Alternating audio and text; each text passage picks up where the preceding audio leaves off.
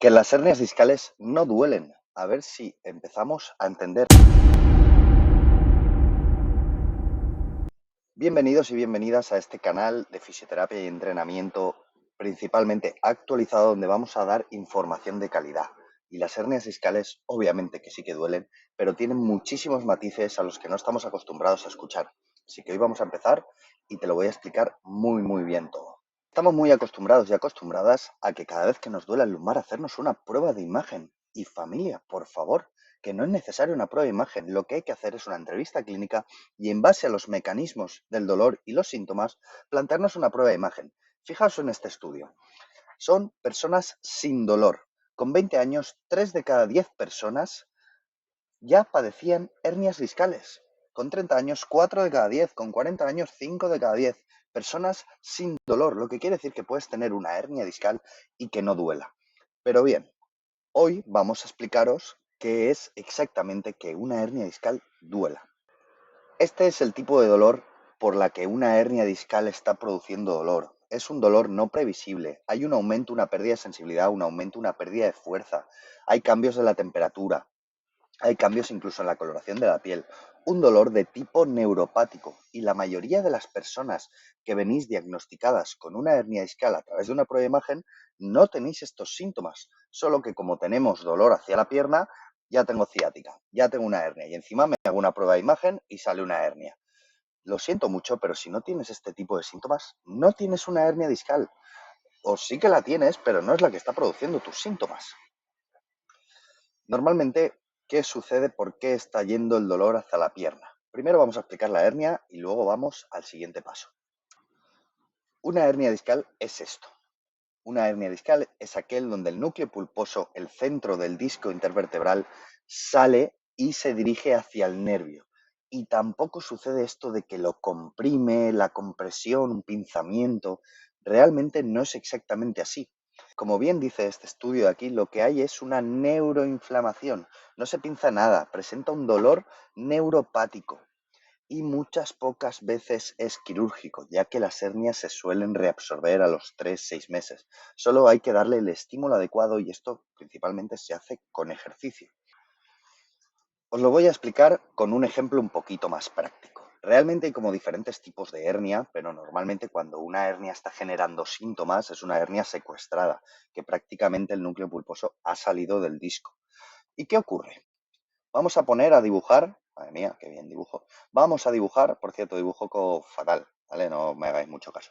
Vamos a dibujar el disco intervertebral. El núcleo pulposo, que principalmente su contenido es agua, sale porque hay una ruptura del disco, del anillo fibroso que rodea este núcleo. Y resulta que por ahí hay muchísimas estructuras, ¿vale? Ligamentos, músculos, articulaciones, hay muchas cosas, y esto no es capaz ni suficiente para comprimir el nervio. Lo que ocurre aquí, esto es el nervio, no es una tubería, lo que ocurre aquí es que hay una neuroinflamación que afecta a esa raíz nerviosa. Entonces, al estar afectada esa raíz nerviosa, sucede este tipo de dolor, dolor neuropático, con una pérdida de sensibilidad, una pérdida de fuerza, pérdida de la función, cambios de temperatura, descargas ectópicas que se llaman, que son como calambrazos, porque hay una afectación en esa raíz nerviosa. Estos son los síntomas reales que produce una hernia discal.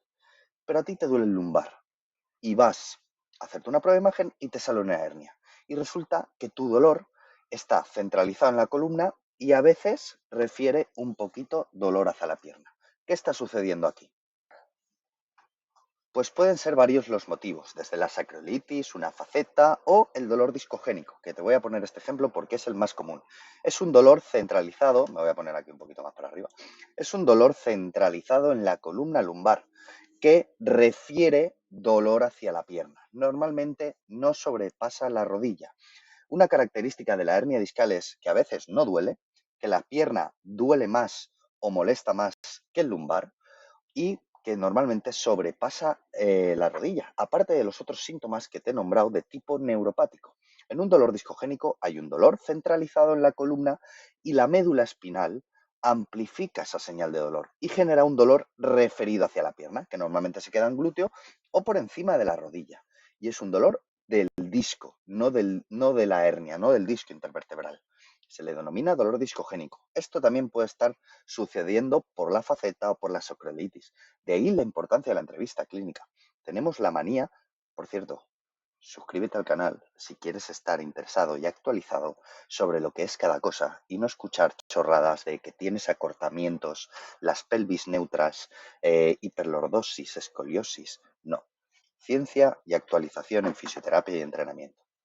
Como he dicho antes, el dolor referido es aquel cuando hay un dolor que en la zona lumbar, normalmente centralizado o que predomina de un lado, pero el dolor en lumbar es mayor que en piernas y se genera un dolor referido, que no hay síntomas neuropáticos, no hay pérdida de función, no hay pérdida de sensibilidad, cambios de temperatura, descargas eléctricas, no hay este tipo de sintomatología.